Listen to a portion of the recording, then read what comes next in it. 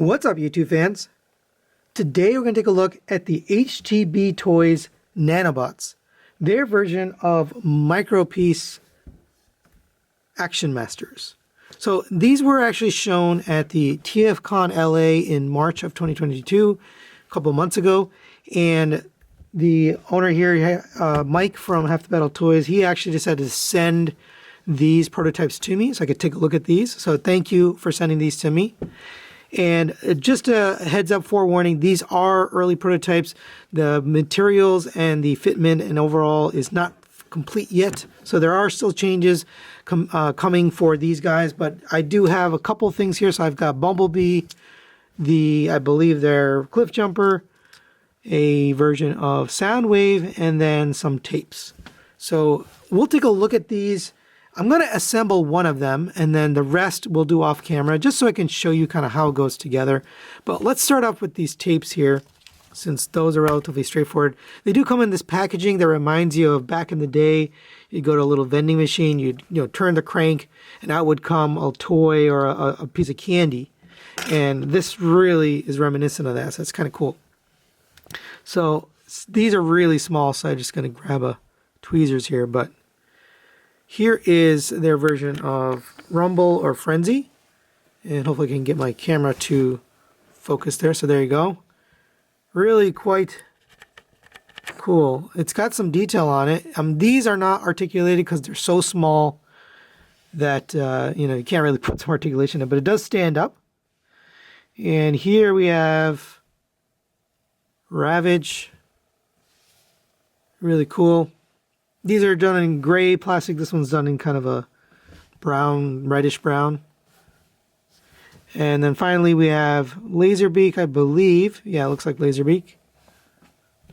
And sorry, my camera, this is so small it's hard to focus, but there's Laserbeak. Really kind of cool. So we'll set those off to the side. I just wanted to show you that first. Now we can take a look at Bumblebee, and this is going to be hard to show you on camera, but there are a bunch of pieces. You do have to assemble it, and it is somewhat straightforward. You can kind of figure out the parts, but I'm going to show you. So this is the torso right here. This is the pelvis.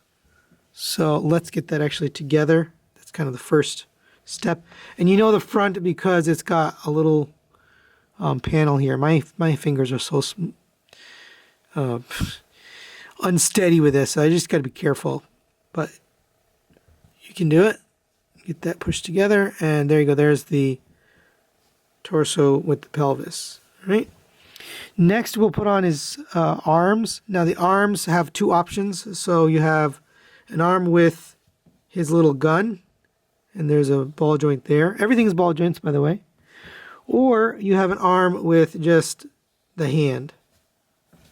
So you can kind of choose. So I'm going to put one with the gun on.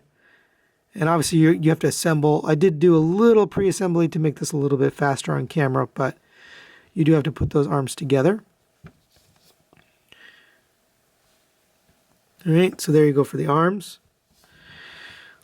And let's put the head on as well. So here's the head. We'll get that on there too. And hopefully this is showing on camera. My camera, it's so zoomed in, it's probably going to be tough. But all right, so there it is so far. Now we need to work on the legs. Now you do have an extra hand, so I'm just going to set this aside. You have an extra hand here holding the gun, obviously for the other side. So we don't need that. We can set that aside. We have an extra just regular hand for the other one, so we'll set that aside. Here's what you're left with. There's 2 feet. Now the feet are shaped so you know which one is which. So that's the right side, is the left side. And then there's 2 pieces that have a tiny little square tab.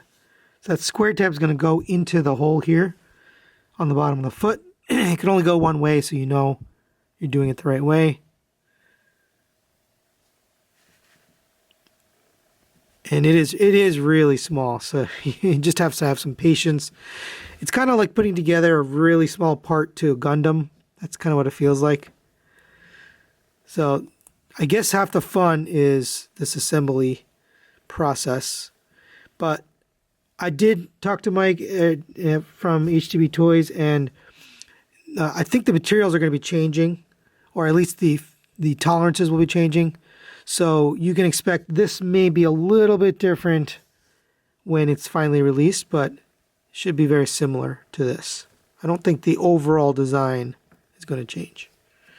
All right, now that we got that together, actually we should have had these thighs rotated at the inside so we can fit that on the ball joint. So there's a ball joint right here. So just put it on and then push it on straight. And there we have Bumblebee fully assembled. Pretty neat. He does have articulation here, so the head is on a ball joint, so it goes up to there, down to there, rotates all the way around. The shoulders on a ball joint, so those rotate all the way around, and they go up on that ball joint. If you go too far, you will knock it off, so you just have to not go too far.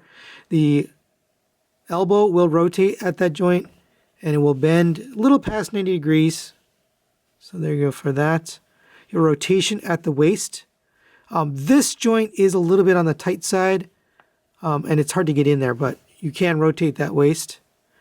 The legs will rotate forward on the hip joint. Now, I have noticed mine, it does have a little trouble bending forward on that joint. It tends to pop off.